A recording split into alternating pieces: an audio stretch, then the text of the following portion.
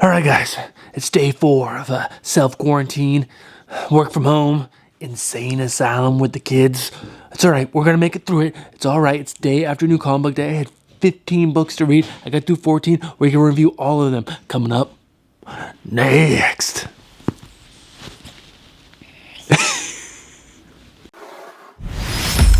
What's up, comic book fans? My name is Bruce Moreau. And I am Stephanie.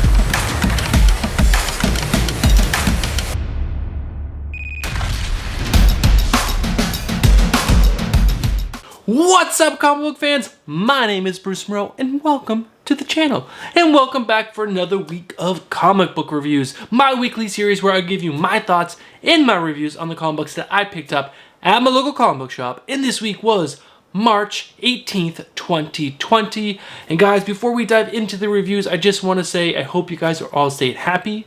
I hope you're all staying healthy. And I hope you're all staying sane, especially you parents out there that are stuck with kids like I am. But we love our kids, right? They're great. Just having them around all the time can be a little crazy. But it's all good. It's all good. I have 14 books to review for you guys today. That's a lot of comic books to get through in one video and not have it be 30-40 minutes long. So I'm going to do this kind of like a rapid fire review, hopefully faster than normal so I can keep the time on this video down. So let's not waste any more time and let's jump right into asking you guys, are you guys subscribed to the channel? No? Well, get yourself subscribed. And while you're at it, hit that bell notification. So that way you guys are notified each time I upload new content to the channel. And also when I go live. And I go live every single Friday with the amazing, with the beautiful Stephanie. And we talk about all things comic book news. That's comic book movies, TV shows, and comic books themselves. And we drink some beers and we give stuff away. That's what we do. Every Friday, 10 p.m. Eastern. Comics and beer. Do it. Alright guys, with that all said, let's jump into the reviews.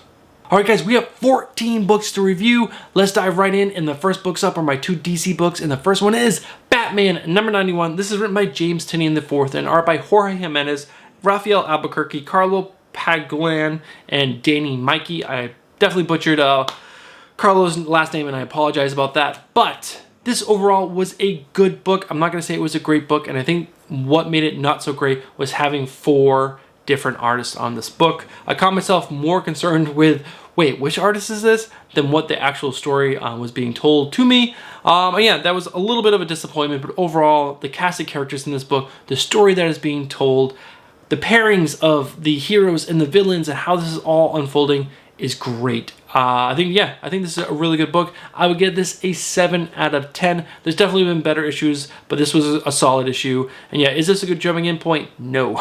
At this point, this is book 6 out of James Tynion's run, and there's a lot that's happened that you should know before you jump into this book. But it is worth picking up, and the first arc should be being collected in trade pretty soon. So stay tuned for that. Alright guys, let's keep this fast and let's keep this moving. Up next is an amazing book. And we have DCeased Unkillables number 2. This is written by Tom Taylor and art by Karl Mostert and Trevor Scott. Guys, this book crushed. It was a stellar killer book. But yeah, art was fantastic. Front to back, the art was one of the shining parts of this book, even though the story was just as good. I really enjoyed the character design in this book. I love the way Bane looks. I love the way Solomon Grundy looks. He looks so cool. And the zombie Wonder Woman, wow, so good. I mean, everyone in this book looks cool, but those 3 looked really good in this issue. Tom Taylor's story he's crushing it, man. He's pulling at your heartstrings that you didn't know you had. So good. The characters in this are great. The story is great. Yeah, it's just a really good book. Yeah. Oh yeah, and the deaths in this book, so good. This is a 9 out of 10 for me. It was incredible. Is this a good jumping in point? No. Where we're at in the story right now, you really need to have read DCeased and then the first Unkillables to really enjoy this book. But man, definitely do it. It's worth the money. It's worth your time. I promise. Alright guys, we have 6 Marvel books to get through, and the first one up is Captain America number 20. This is written by Ta-Nehisi and art by Robert Quinn. And Robert Quinn's art was okay, wasn't the greatest. It definitely seemed inconsistent from page to page for me, or panel to panel sometimes, but it was okay. Definitely was not distracting at all from the story itself, like in Batman number 91. So, okay, overall, the story was definitely info heavy. It seemed to be giving us a lot of information for future issues down the line. But overall, I still like the overall story, but it seems to be, I don't know, losing some of its oomph and some of its really interesting moments. And the last 3 or 4 issues have definitely been waning, and I'm like, ugh, where are they going with this story? Why isn't this like the previous issues where it seemed intense and real? So I am probably 1 or 2 issues away from cutting this book, because again, it's losing its momentum, it's losing its flavor for me. I would give this a 5.5 out of 10. And is this a good jumping in point? No, with this being issue 20, you really need to have read the other issues. So if you guys do like Captain America and you are interested in what Ta-Nehisi Coates is writing, wait for the trade. Alright guys, Deadpool. You either love him or you hate him, and guess what? I love him. And this is Deadpool number 4. This is written by Kelly Thompson and art by Chris Bachalo. Chris Bachalo, his art is incredible. I love him. One of my favorite artists.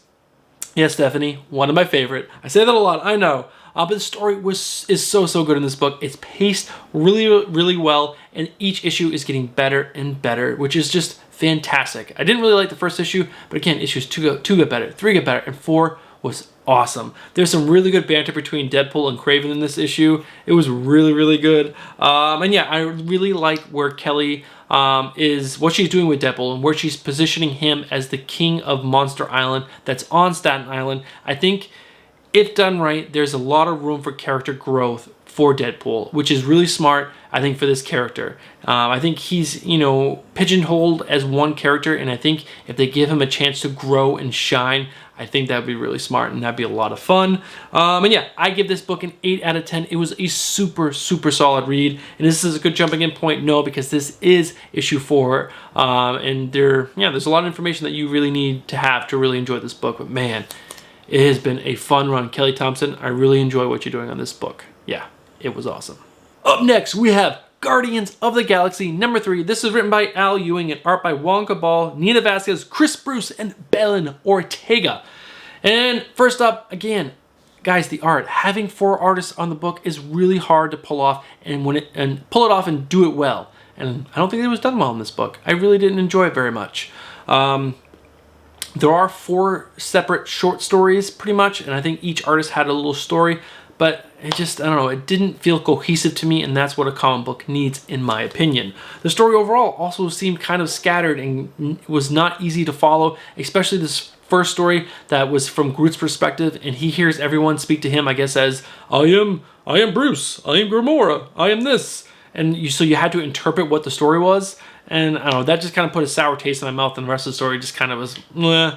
I am interested to see where this book goes. I'm going to stick with it for another 2 or 3 more issues, and then if it doesn't get any better, I'm going to cut it. But I would give this book a 5.5 out of 10. Kind of disappointing, especially for Guardians of the Galaxy, which is one of my favorite teams out there, period. And this is not a good jumping in point. You definitely need to have information before to really enjoy this book. But I'm really interested to see what you guys, if you guys read this, what your thoughts on this book are down in the comments below. Oh man, do I love myself some teen drama. And that's why I picked up Outlawed number 1. This is written by Eve Ewing and art by Kim Jacinto?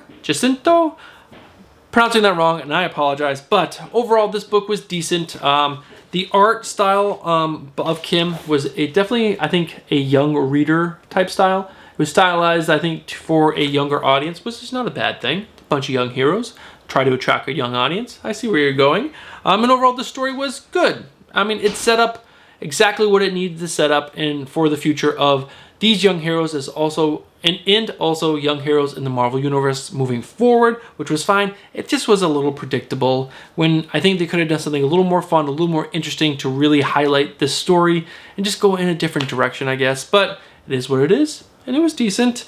And I really look forward to the book spinning out of this. There's New Warriors, there's a New Champions book, there is a Power Pack book. I'm gonna give each of those books a chance because again, I am really drawn to younger hero books. I think their origin stories are always a little more fun than the old-timey guys. But what did you guys think? Do you guys like this book? Did you guys think it was predictable? I'm pretty sure you did because it was. Oh yeah, I forgot to rate this. It was a 6 out of 10, and guys, it's a great jumping in point because it's a number 1. Do it. Guys, she's back. It's Spider-Woman #1. This is written by Karla, Pacheco, and art by Pere, Perez, and Paulo SIQUEIRA. Pronounced that wrong, and I apologize. But jump right into it. The art was decent. I didn't love Pierre's art at the very beginning. It wasn't a style that I enjoy too much. But again, it wasn't terrible. But Paulo's art at the back, his stuff is awesome. Yeah. The story overall, though, the first story, I don't know, that was cheesy. I didn't really enjoy it at all. I thought the writing was not very good. And after reading the story in the back, I get where they're going with that, but I don't know. To lead off issue 1 with that, not very good. I do see where Carlo's going with the very, very last panel. I see you, and I enjoy that. This back half of the story confirmed that they're continuing on with Dennis's Hopeless's run. She is still dating Roger the porcupine, and her baby is still there, which is awesome. And they're in money troubles, and it explains itself. But overall, story was meh. Not what I hoped for. I'm going to give this book a 5 out of 10. Wasn't very good. I'm going to give this 2 to 3 more issues before I cut it. I really hope this gets better because I love Jessica Drew and love Porcupine together. Such a good dynamic between those two. And yeah, is this a good jumping point? Yes, it is, because this is issue #1. So jump on in. Hopefully this gets better. And yeah, let's support Jessica Drew. All right, guys, we got my last Marvel book, and that is X-Force #6. This is written by Benjamin Percy and art by Joshua Cassara. And overall, the art on this book with Joshua Cassara is super solid. He's not one of my favorite artists, but at least he's very consistent. I enjoy that about him. Yeah, he's a good artist. Nothing wrong with that. And the story overall, we're getting back to the main story of this book. We're leaving Domino and Story Colossus behind us. They died. They've been resurrected. Thank God. Yeah, but we're back to the main story. The team is hunting this group called the Green Death. That's what they're called. Sorry, I had to look at my notes. And that is a group of scientists who have turned themselves into half plant and half human. And they're crazy, and they're doing some crazy stuff, and it was super cool. We get to see Honey Badger, which we haven't seen since the whole House of X and Power of X. And if you guys didn't know, that's a clone of X-23. She's an awesome character. But when did they start calling her Scout? Honey Badger is such a cooler name. Overall, this is a good issue. I enjoy next issue. Stay tuned with next issue because that's have a lot of Black Tom Cassidy, and I love that character, especially ever since they put him in this book. And I give this a 7 out of 10. It was super enjoyable, and this is not a good jumping in point because this is issue 6. So yeah, you probably should read 1 through 5 to get caught up. I have 6 indie books to review. I think that's the most I've ever had on a single episode. So let's jump right in. The first book up is Undiscovered Country #5. This is written by Scott Snyder and Charles Soule and art by Giuseppe Camicoli and Leonardo Marcelo Grassi. Probably pronounced that name wrong as well. But guys, this story is huge. It's epic. It's sci-fi craziness to like dialed up to 10. Some of the stuff in this book is just absolutely bonkers. I'm not going to go in depth into the story, but it is such a good story. I will say, I believe this is going to read best in trade. There's just a lot going on, and with the craziness and waiting month to month, it's just a lot to retain to enjoy the issues at their most, but the story is still so good. Definitely suggest you guys pick up this book. The art, even having both artists on this book, it was great. It was beautiful. Both artists did a great job of seamlessly working together. I loved it. I really enjoyed this book. The characters in this book are fantastic. They're big, they're epic. It's just a wacky ass, crazy good story. If you hear my dog snoring in the background, I apologize, but I would give this book an 8 out of 10. It's such a good book. And is this a good jumping in point? Hell no. There is so much going on in this book that you need to have read the previous 4 issues. But guys, if you haven't picked up all 4 or 5 issues by now, pick it up to the trade, because in the very back there's a little note from Charles Soule saying that the first trade is coming out very shortly, collecting the first 5 issues. Definitely worth it. It's gonna be epic. It's a great book. Something is Killing the Children #6 is written by James Tynion IV and art by Werther Dell'Edera. And guys, this was just a super solid book.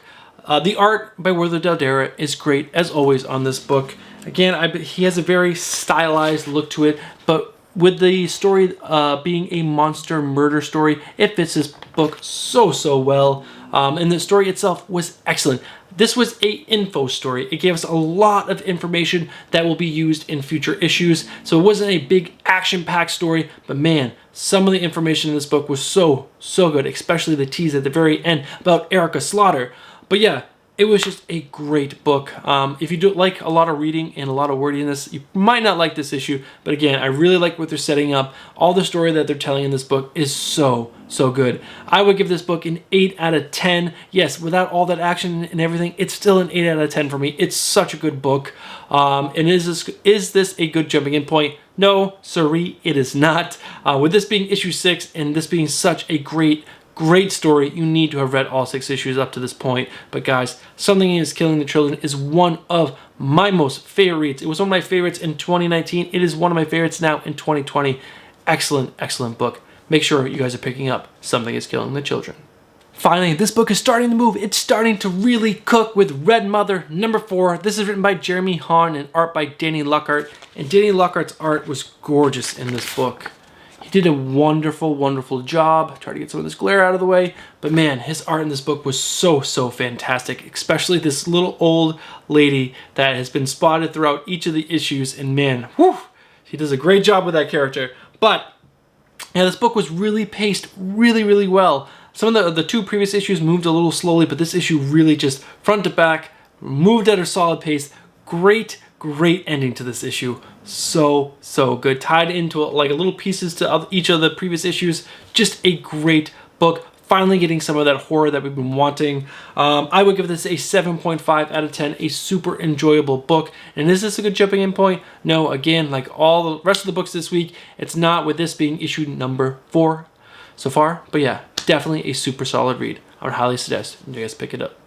We got 2 books left, and both are written by the great Jeff Lemire, who I absolutely love. And the first book up is Synder number 10. This is written by Jeff Lemire and art by Dustin Quinn. Such an amazing team. This book is freaking fantastic. The art is amazing. I love Dustin Quinn's art. It's half the reason why I pick up this book. It's gorgeous.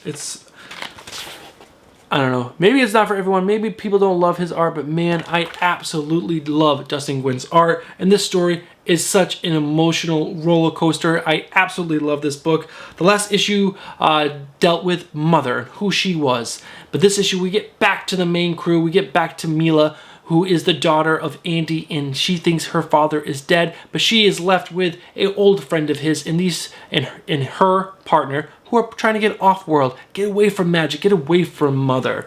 And Mila is dealing with the loss of her father, who is not dead, coincidentally, and is captured by Mother, and we run into his wife. His wife, who he thought was dead, but was actually turned into a vampire. And yeah, the craziness and emotional roller coaster that this story is just fantastic. It is such a good book. And I highly suggest it. This is the end of arc number 2. And yeah, it's fantastic. I give this an 8 out of 10. And this is not a good jumping in point, being issue 10. But man, if you can, get caught up, because it's fantastic. And the last book of the week is Family Tree number 5. This is written by Jeff Lemire and art by Phil Hester. And guys, this book is so good. It is so good. It's both creepy, it's both emotional, and it's post-apocalyptic. Because yes, the apocalypse has come at the end of this book, just like the beginning of the first issue. But it's so good. And why do I think it's so good? Because it's dealing with real family drama. Yes, there's a little girl who's turning into a tree, which is pretty creepy, but her mother is doing everything she can to stop that from happening. But she also realizes in this book that she has to let go. She has to let this happen. Her daughter chooses it, and it's that pain of losing someone. It's the pain of that we all go through at some point in our lives. And if you haven't yet, you're a very lucky person. But if you have, you know what that pain is. And that happens in this book, and it's so emotional, and it's so good. Jeff Lemire is doing such a killer, crazy job with this book, and I love the ending of this book. Oh, it's so good. That's when the post-apocalyptic thing happened, and oh, guys, killer book. 8 out of 10. It's a must read in my opinion. I think it's absolutely awesome. And it's not a good jumping in point with this being issue number 5. And yeah, you definitely need to read all these issues because they're so good. So good. And there's so much that happens. It's awesome. Yeah, and that's all my books for the week. So let's wrap this show up. Woo! 14 books. That is always so many books to do in one video. I apologize if this ended up being a lot longer than I wanted it to be, but I wanted to make sure you guys got my thoughts on each of those books in as fast as possible manner as I could. But yeah, what did you guys think? Did you guys like any of the books that I picked up? Did you agree with what I said? Let me know down in the comments below. If you disagreed, you know what to do. Let me know down in the comments below. And guys, please, during this crazy time that we're in right now, please stay happy, stay healthy, do what you can to stay inside. And you know what? A great thing to do is read comic books. Order them off Amazon, order them off anywhere you can get. It's a great way to keep yourself occupied during this, time that we need to all be inside. So, yeah. If you need some suggestions, let me know down in the comments below. I'd be happy to do that for you. And guys, that's it for me. Thank you guys so much for tuning in. Make sure you smash that like button on the way out, and I'll see you guys in the next one. Peace.